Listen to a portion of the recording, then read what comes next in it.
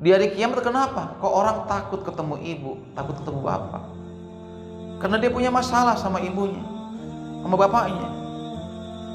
Ya.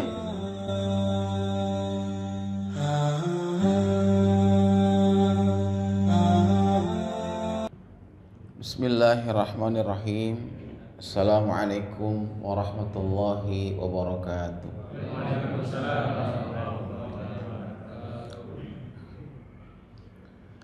Alhamdulillahi wa kafa, wassalatu wassalam ala nabiyyina Muhammadin nabiyil mustafa wa ala alihi wa sahbihi ahli sidqi wal wafa, amma ba'du. Rabbi shrah li sadri wa yassir li amri wahlul 'uqdatam min lisani yafqahu qawli. Allahumma anfa'na bima 'allamtana wa 'allimna ma yanfa'una wa zidna ilman nafi'a.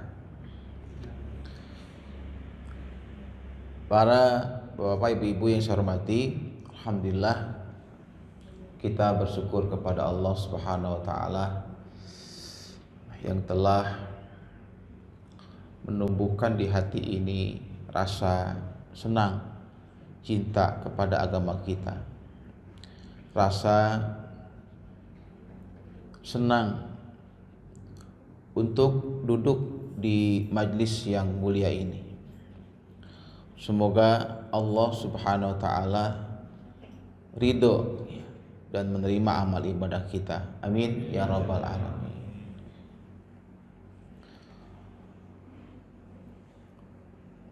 Salah satu akhlak yang harus kita miliki, akhlak ini adalah akhlak utama, tapi ini adalah akhlak kepada Allah, ya. Jadi akhlak itu nanti terbagi beberapa bagian. Ada akhlak kepada Allah, akhlak kepada Rasulullah, akhlak kepada kitabullah, akhlak kepada manusia. Kemarin saya bahas banyak tuh akhlak kepada manusia, kepada orang tua, ya kan, kepada tetangga. Dan sekarang kita ingin, ya, bagaimana, ya, kita tumbuhkan akhlak kita kepada Allah. Nah, di antara akhlak yang harus kita miliki, ya, dalam rangka kita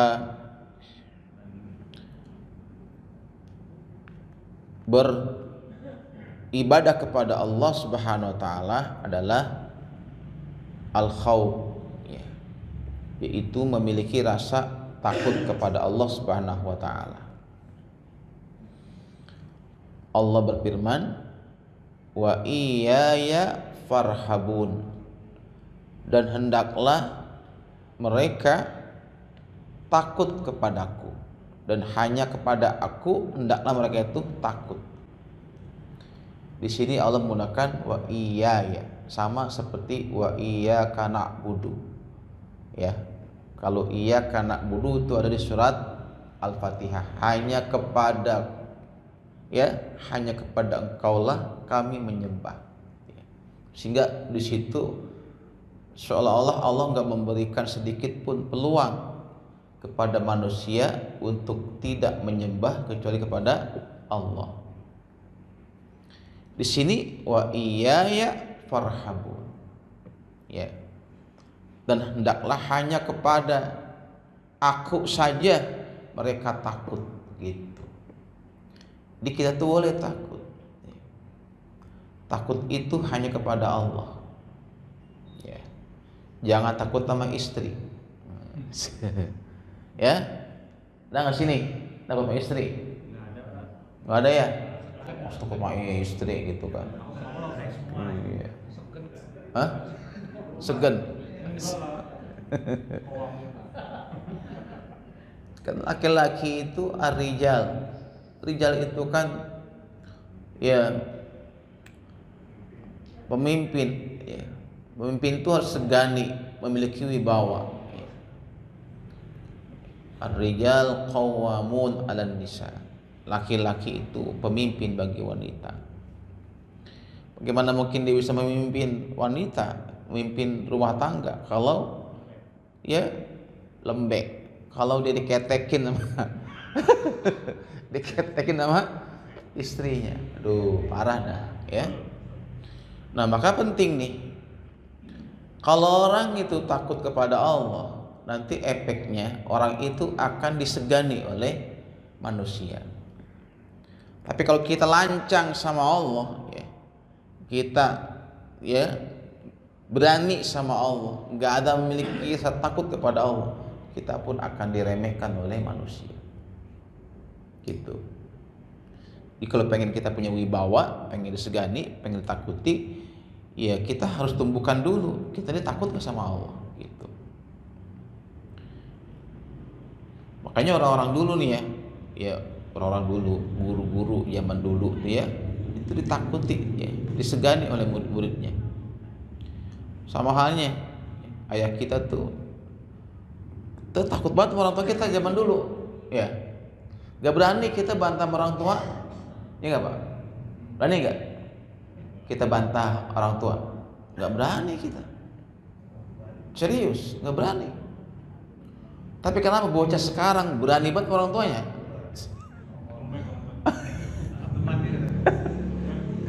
Coba, kenapa? Orang tua anak bener-bener terlalu gitu orang tuanya, berani banget gitu. Iya, masya Allah. Nah ini ya harus kita jadikan sebagai bahan renungan ya. Kemudian ternyata takut ini salah satu amal ibadah ya. Samping dia akhlak, dia amal ya, ibadah yang berpahala. Amal ibadah yang kalau kita kerjakan ya, semata-mata karena Allah, ini akan menghantarkan kita ke surga. Cuman takut ini adalah amalan hati ya. Amal itu kan ada amalan hati, amalan lisan ya. Ada amalan anggota badan. Nah, khauf ini termasuk amalan hati. Jadi ada di sini ya. Maka kalau orang itu betul-betul di hatinya itu ada rasa khauf, takut kepada Allah, dan takutnya itu menjadi salah satu ya energi yang membuat dia takut untuk maksiat gitu, takut untuk mengkhianati Allah, takut untuk melanggar larangan Allah. Maka takut inilah yang akan mengantarkan dia ke dalam surganya. Bagaimana di sini firmankan oleh Allah, fa amma man khafa maqama rabbih wa nahan nafsa 'anil hawa fa innal jannata hiyal ma'wa. Di ketakut itu di kata-kata khafa ya. Maka barang siapa fa amma man khafa, barang siapa yang memiliki rasa takut maqama rabbih, takut dengan kedudukan Tuhannya, bahwa Allah itu memiliki kedudukan yang mulia, yang tinggi, yang sangat agung, dan takutnya itu membuat dia wanahan nafsa anil hawa, takutnya itu menjadikan dia bisa menahan diri dari mengikuti hawa nafsu, dari mengumbar nafsu. Hari ini banyak orang itu kan hidupnya ngikutin nafsu karena nggak ada khaufnya. Kalau orang itu memiliki rasa khauf, takut sama Allah, dia pasti akan pandai mengendalikan hawa nafsunya. Ya. Meskipun itu sudah sangat gitu, nafsunya itu menggelegak, menggejolak. Kalau dia takut sama Allah, dia pasti bisa lakukan, dia pasti bisa kesampingkan itu. Nah, ini ya pentingnya kita memiliki rasa khauf. Ketika rasa khauf itu ada, tertanam dalam diri seseorang, itu akan menjadi rem yang sangat pakem buat kita untuk tidak mudah jatuh ke dalam perbuatan yang haram gitu. Ya. Baik. Jadi rasa takut itu akan menghantarkan kita ke surga. Fa amma man khafa maqama rabbih wa nahan nafsa 'anil hawa fa innal jannata hiyal ma'wa. Maka barang siapa yang takut dengan kedudukan Tuhannya dan takutnya itu membuat dia bisa menahan diri dari hawa nafsunya, syahwatnya, fa innal jannah, maka sungguh surgalah hiyal ma'wa, tempat kembalinya.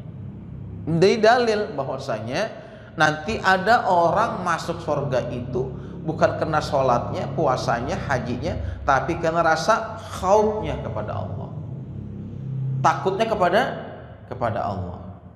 Nah ini Pak, Ibu ya, yang harus kita miliki. Kalau Allah cinta sama seorang hamba dan hamba itu dengan niat agar dia mendapatkan ridho Allah, ditinggalkan itu maksiat, padahal dia berani, padahal dia itu bisa melakukannya, nggak ada yang lihat, maka sebagai hadiahnya Allah kasih karomah.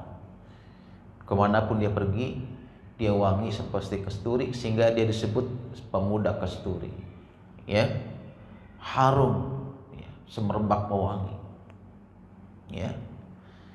Nah, ini ya dua contoh bahwasanya kalau orang itu memiliki rasa khauf, ya, bisa dia mengendalikan dirinya dari perbuatan maksiat.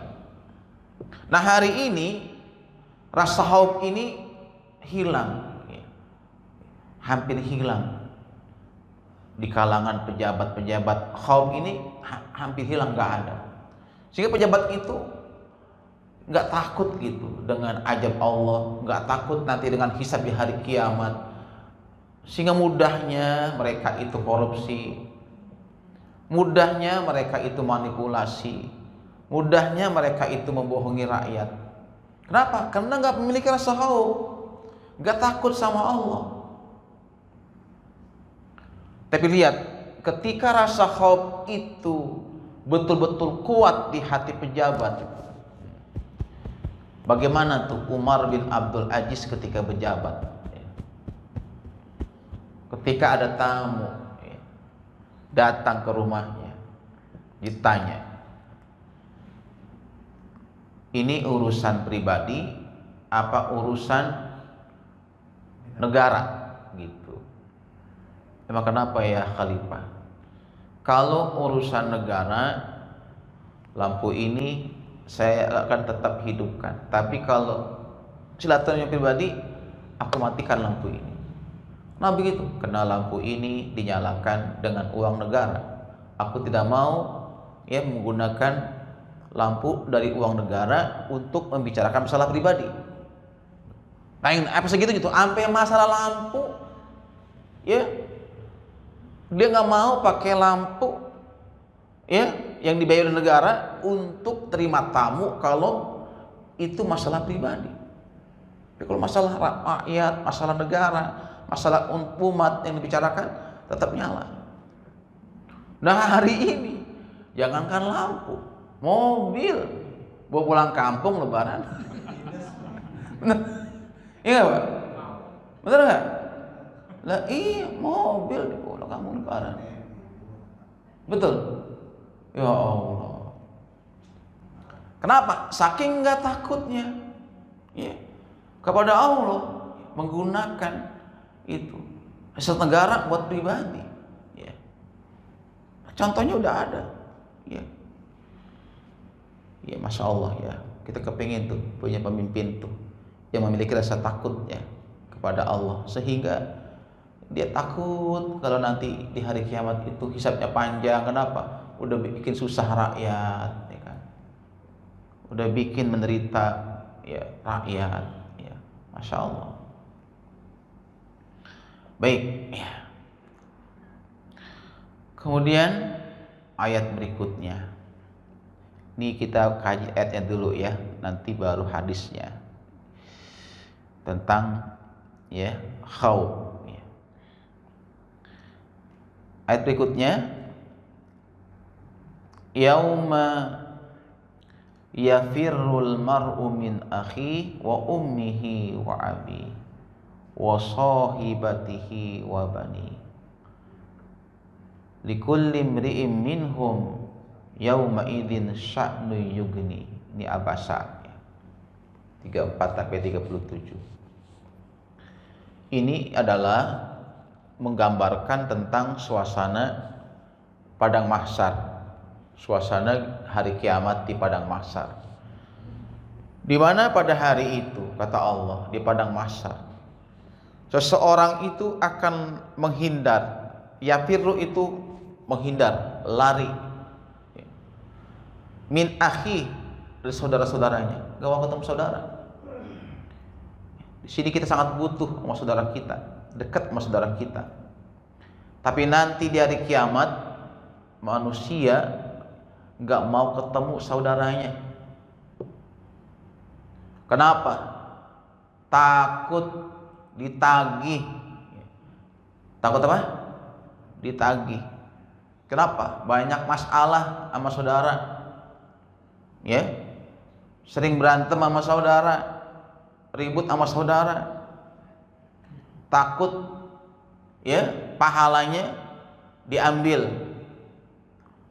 maka dia lari dari saudaranya. Wa ummihi wa abi, bahkan ketika itu seseorang akan menghindar, gak mau ketemu ibunya, bapaknya. Bayangin coba, di sini kita selalu ya dekat sama orang tua, pengen dekat sama bapak. Di hari kiamat kenapa kok orang takut ketemu ibu, takut ketemu bapak? Karena dia punya masalah sama ibunya, sama bapaknya. Ya, dia takut orang tuanya itu menuntut dia. Kenapa? Gak terima ya waktu hidup anaknya itu durhaka sama dia. Dia gak mau nanti dipermasalahkan di sana, panjang hisabnya. Maka dia gak mau ketemu ibunya, ketemu bapaknya. Wa sahibatihi wa bani, dan suami gak mau ketemu sama istrinya. Bayangin coba, di sini kita kan suami istri itu ya deket, akur ya. Tapi nanti dari kiamat bisa jadi dia akan menghindar dari istrinya, wa bani, dan anak-anaknya. Di saking orang ketika itu ya di hari kiamat takut ya saling ya menyalahkan, takut nanti diambil bagian pahalanya karena dia pernah zalim sama orang lain, gak mau ketemu, menghindar ya, kecuali kalau waktu di dunia mereka ini orang-orang yang bertakwa sama Allah, suaminya takwa, istrinya takwa, ibunya takwa, anaknya takwa, nggak akan kayak gini. Tapi kalau di dunia ini udah masing-masing ya, mohon maaf nih, udah masing-masing di dunia ini, bapaknya kemana, anaknya kemana, suaminya kemana, istri kemana, enggak, pokoknya enggak sepisi, enggak sejalan ya. Kalau di dalam keluarga itu enggak kompak, enggak sepisi, enggak sejalan, enggak seirama ya, nafsi-nafsi, nanti akan kayak gini nih akibatnya. Tapi kalau di dunia ini kita nih kompak, suami ngaji, istrinya ngaji, bapaknya sholat, anaknya sholat ya, bapaknya soleh, anaknya soleh, suaminya soleh, istrinya soleha. Kalau sama-sama kompak, taat sama Allah, gak ngalamin kayak gini. Justru mereka itu nanti masuk surganya bisa bareng-bareng ya. Makanya direkam tuh di Quran ya. Di Quran itu Allah mengabadikan bahwa ahli surga itu pembicaraannya ya itu direkam dan diabadikan di Quran ya. Itu diatur ayat 25 sampai 28 ya. Wa aqbala ba'duhum ala ba'di yatasaalun qalu inna kunna qablu fi ahlina musyfiqin. Nah ini perhatikan ayatnya. Wa aqbala ba'duhum ala ba'd, dan mereka ini ahli surga ya, kongko-kongko, ngobrol-ngobrol ya, berdepan-depan, ya tasaalun, saling nanya, saling cerita gitu ya. Di Quran itu ahli surga, mereka nongkrong, mereka duduk-duduk, mereka bercengkrama, ya, yatasaalun, saling bertanya, saling bercerita. Qalu, nah mereka ada yang berkata, inna kunna qablu bi ahlina muspikin. Sebagian ngomong nih, ada yang mereka, dulu nih kami, ya, dulu kami, kenapa kami bisa masuk surga bareng-bareng? Suami di surga, istri di surga. Kenapa kami di surga bareng-bareng? Dulu waktu kami di dunia, fi ahlina, di keluarga kami itu, muspikin, kami tumbuhkan rasa takut kepada Allah. Tuh.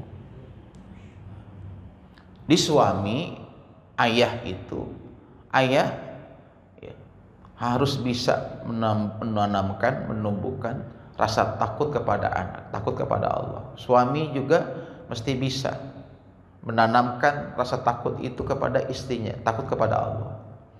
Karena ini ayatnya nih, kenapa mereka masuk surga bareng-bareng, ya, ini kuncinya, ada bocorannya, ya.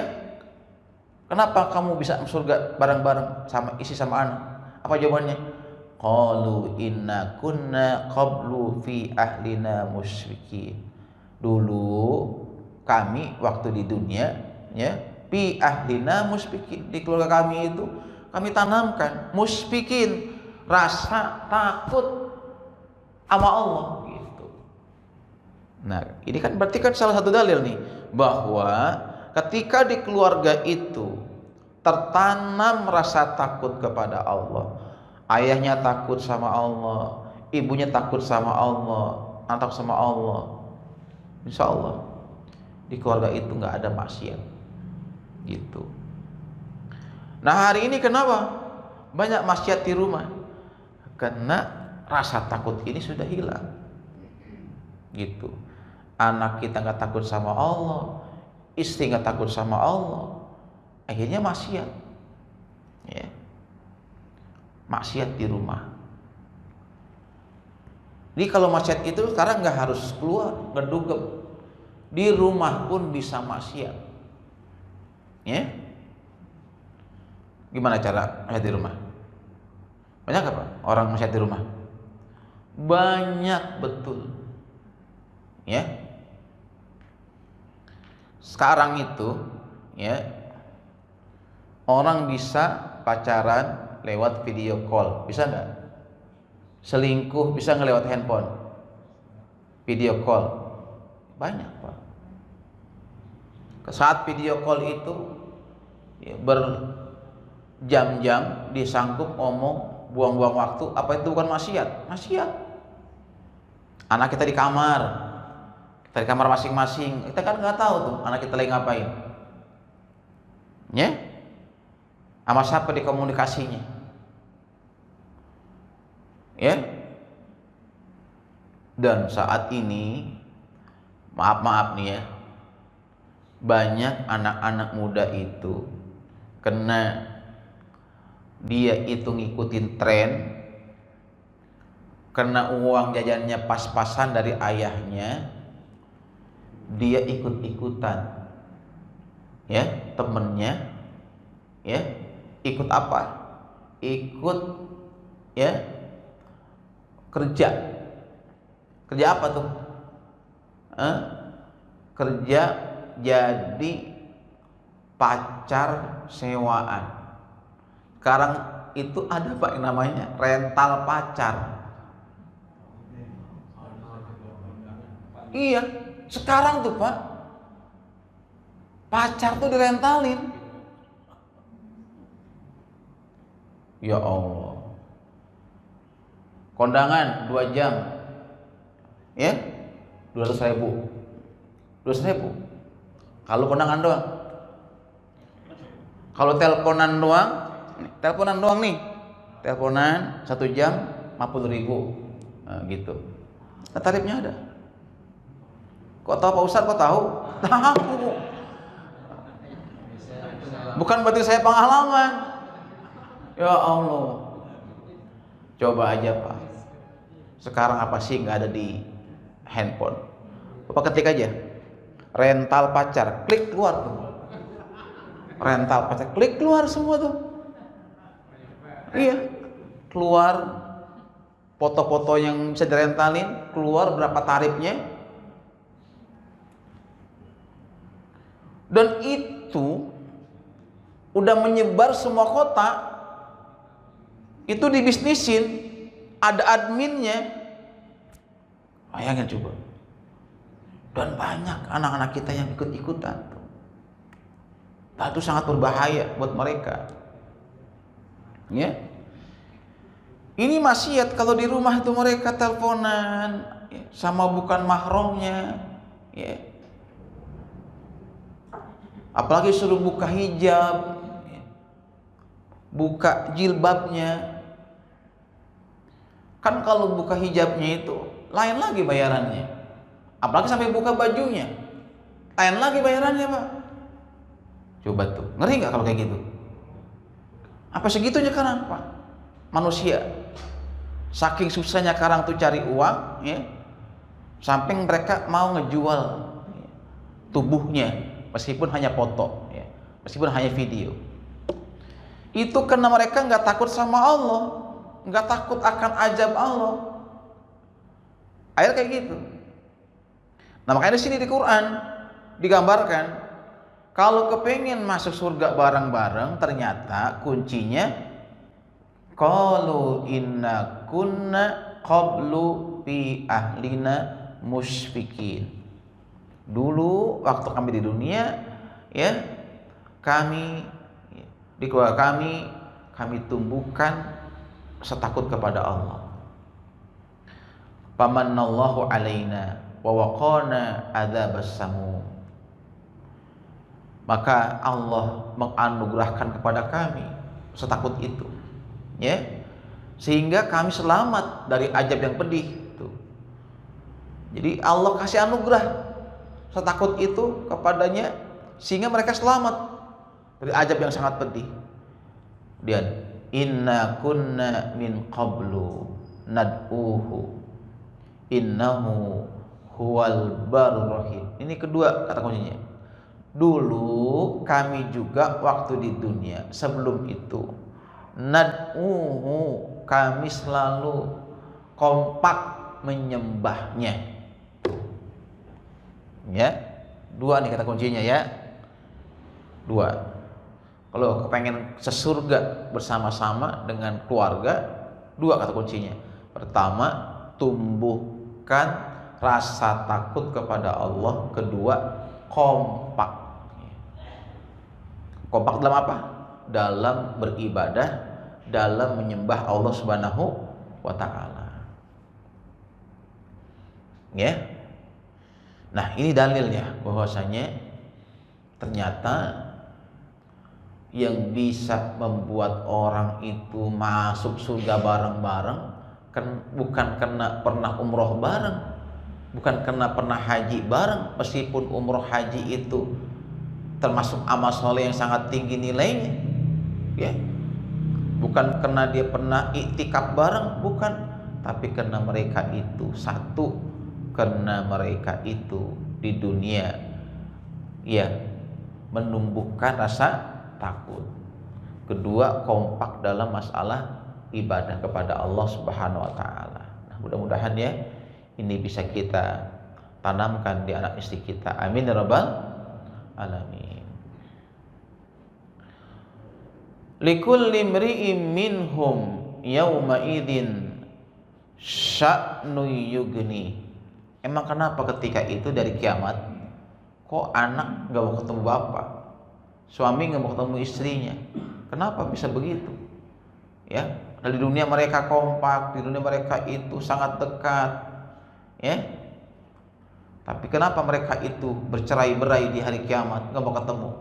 Nah, di sini karena likulli imri'in minhum yauma idzin, karena tiap orang ketika itu di hari kiamat sya'nu yugni, mereka itu sudah berat, ya, dengan beban dosa yang dimiliki.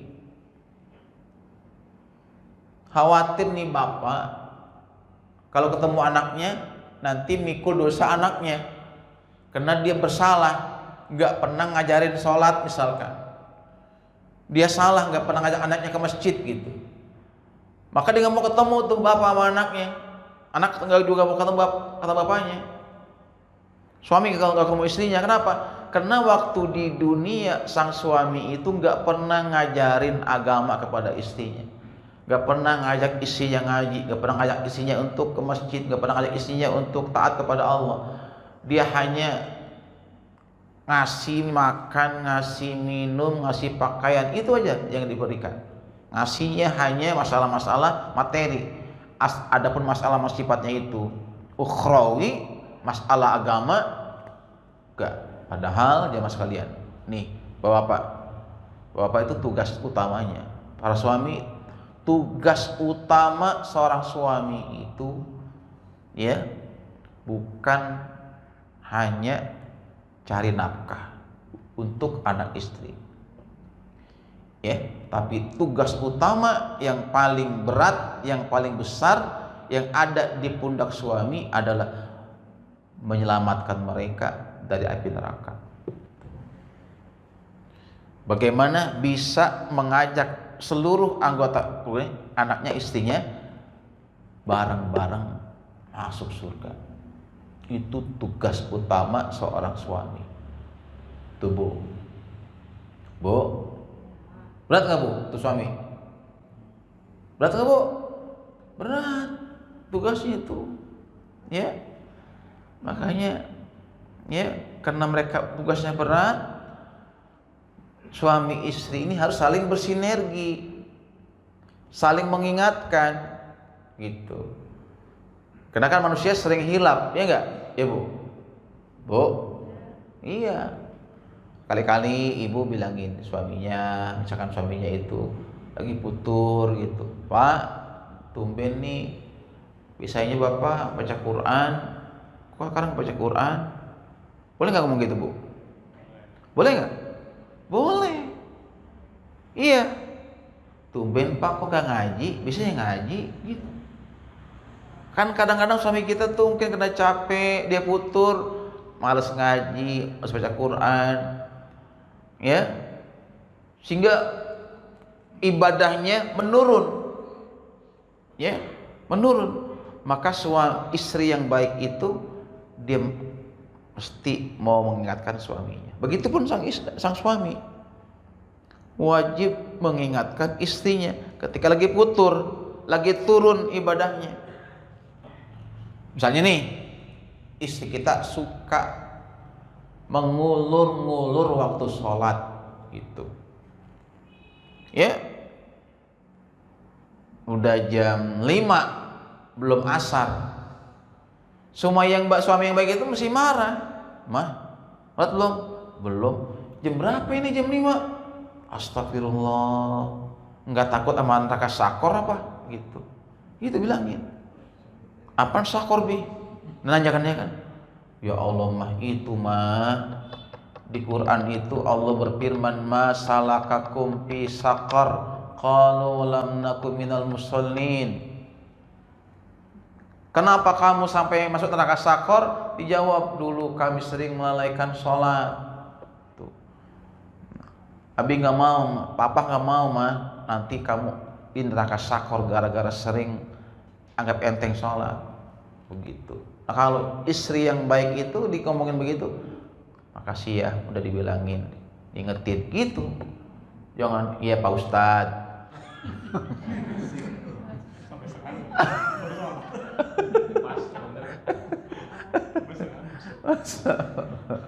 Ya Allah gitu ya Pak Ustadz, makasih Pak Ustadz atau tausiahnya gitu. Gitu ya. Bu, gitu harusnya, ya. Emang begitu kadang-kadang tuh ibu-ibu, kadang-kadang begitu.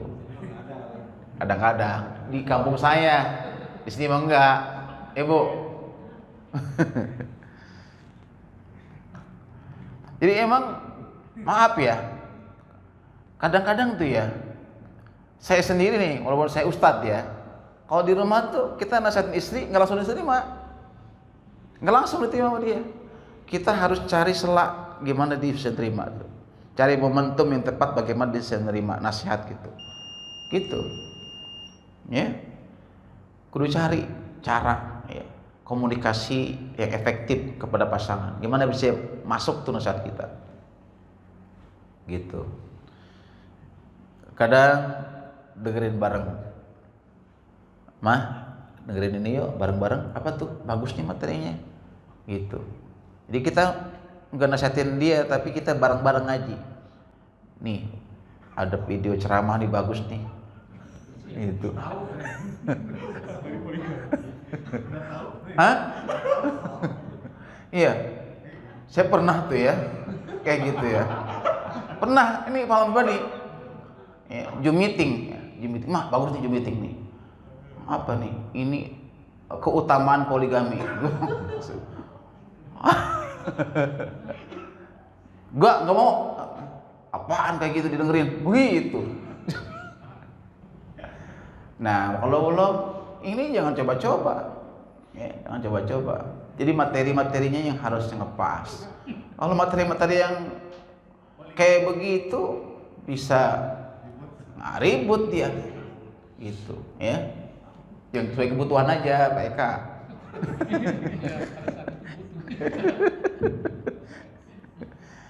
Gitu. Baik ya, udah ajan ya, sudah masuk ya. Baik, sampai di sini materi kita. Ya. Mudah-mudahan kajian ini akan yang membuat kita ya semakin ada rasa ya khauf ya, di hati kita. Dan kalau sudah tumbuh di hati kita, kita tumbuhkan juga nanti di anak kita, di istri kita. Insya Allah. Ini baru ayatnya ya, belum kepada hadisnya. Nanti insya Allah hadisnya di bulan depan insya Allah. Demikian, mohon maaf atas segala kesalahan. Subhanaka Allahumma wa bihamdika asyhadu an la ilaha illa anta astaghfiruka wa atubu ilaik. Assalamualaikum warahmatullahi wabarakatuh.